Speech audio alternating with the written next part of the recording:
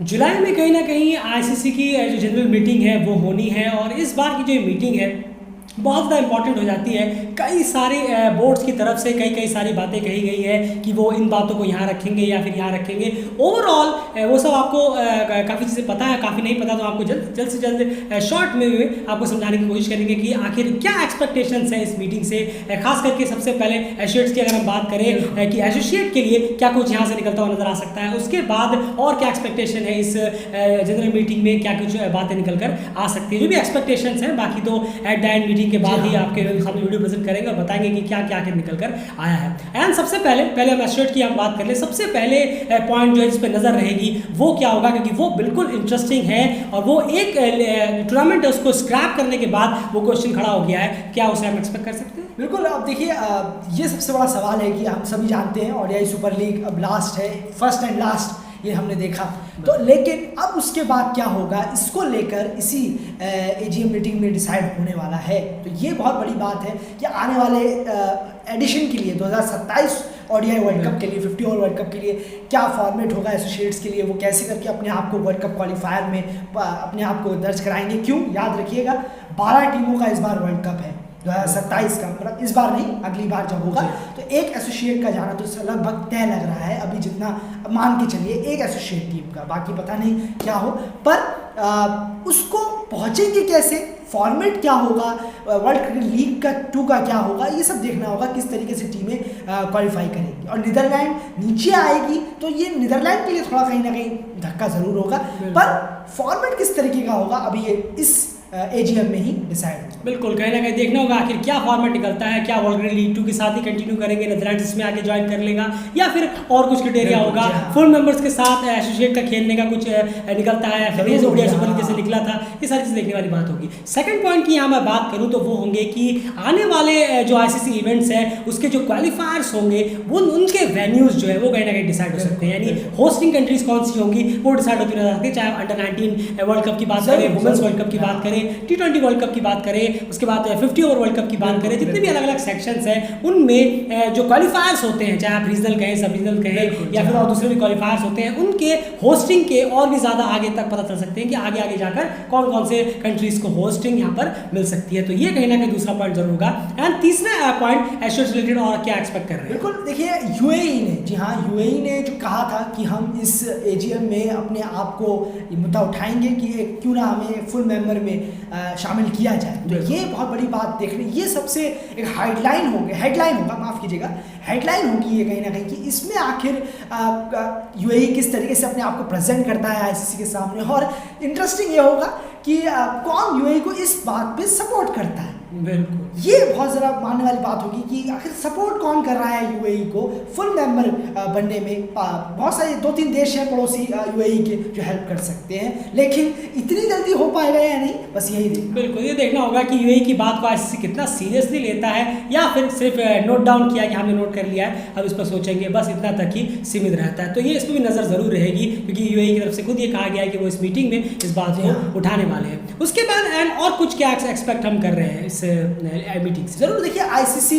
कुछ एसोसिएट जो ग्राउंड्स हैं, जी हाँ बिल्कुल, जी हाँ, यहाँ पे कहीं ना कहीं एक बात हो जाती है कि जैसे कि आईसीसी जो है आपको पता होगा कि हर ग्राउंड में आप 50 ओवर क्रिकेट या फिर T20 क्रिकेट नहीं खेल सकते। भले ही आपके पास देश में ग्राउंड है, लेकिन वो ओडीआई क्रिकेट के लिए वहाँ पर आईसीसी से अप्रूवमेंट की जरूरत पड़ती है कि हाँ ये आईसीसी अप्रूव्ड ओडीआई ग्राउंड है जहाँ पर आप वनडे इंटरनेशनल मैचेस करा सकते हैं। ऐसे ही टेस्ट के लिए होता है अलग अलग, तो इसमें और इजाफा कर सकता है आईसीसी। एसोसिएट कंट्रीज की और भी जो ग्राउंड्स हैं और भी जो अप्रूव्ड के लिए भी बाकी है उनको चेक करके कहीं ना कहीं 2-4 और एसोसिएट टीम्स को, एसोसिएट कंट्रीज को अप्रूव करा सकता है कि हाँ आपके जो ग्राउंड्स हैं इन्हें हम ओडीआई अप्रूव करते हैं या फिर आईसीसी इवेंट्स अप्रूव करते हैं। आईसीसी इवेंट्स यहाँ पर होने के लायक अब यहाँ पर ठीक ठाक इंतजाम हो गया है तो हम इसे आईसीसी अप्रूव करते हैं, तो इसमें 2-3-4 चीज़ों का इजाफा हो सकता है। तो कहीं ना कहीं देख रहे हैं कि युगांडा जिस तरीके से चैंपियंस लीग करा रहा है, ये बहुत अपने आप में बहुत बड़ी और इन्होंने इससे पहले भी बहुत इंप्रेस किया है, उसी का नतीजा था इन्हें चैलेंज वीक मिला है और चैलेंज वीक बहुत सक्सेसफुल और बहुत बेहतरीन रहा है। स्कोर्स बढ़े हैं, विकेट्स गिरे हैं, बहुत ही शानदार यहाँ पर रहा है माहौल।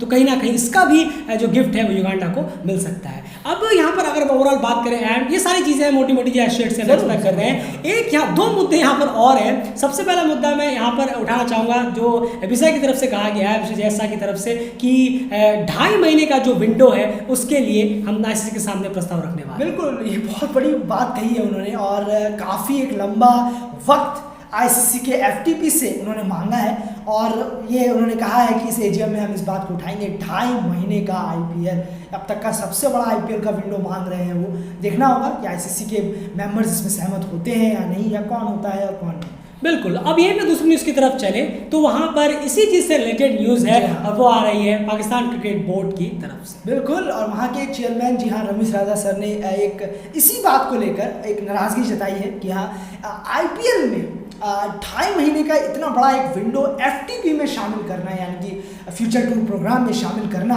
ये कहीं ना कहीं एक सही नहीं होगा। एक इंटरनेशनल कैलेंडर को देखते हुए, इंटरनेशनल फिक्सचर्स को देखते हुए, तो इन्होंने कहा है कि हम 2-3 बोर्ड के साथ मिलकर इस चीज़ की नाराज़गी आईसीसी के सामने ज़रूर उठाएंगे कि 2.5 महीने का एफटीपी ना दिया जाए, इतना लंबा वक्त ना मिले एक लीग को कराने की।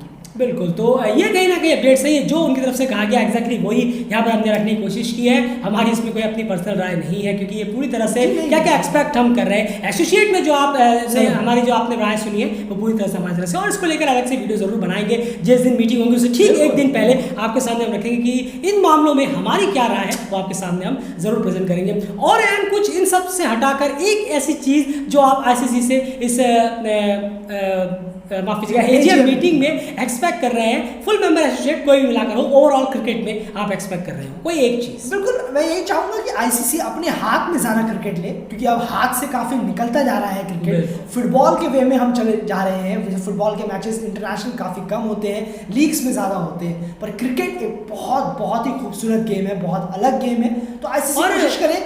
जी हाँ बिल्कुल। और इसमें एक चीज़ और है ना, फुटबॉल वैसा ज़रूर है लेकिन फुटबॉल जितना पॉपुलर है क्रिकेट उसका 5% भी नहीं है। पहले पॉपुलैरिटी बढ़ जाए फिर आप बात करें, पहले क्रिकेट को बढ़ावा के लिए आईसीसी के हाथ पे कंट्रोल तो आना चाहिए। नहीं, बिल्कुल सही। तो ये आईसीसी जितना कंट्रोल बिल्कुल सही कहा। तो आपने कहा बजाय 2-3 बोर्ड अगर आईसीसी को कंट्रोल करेंगे तो खत्म है क्रिकेट, कुछ नहीं बचेगा।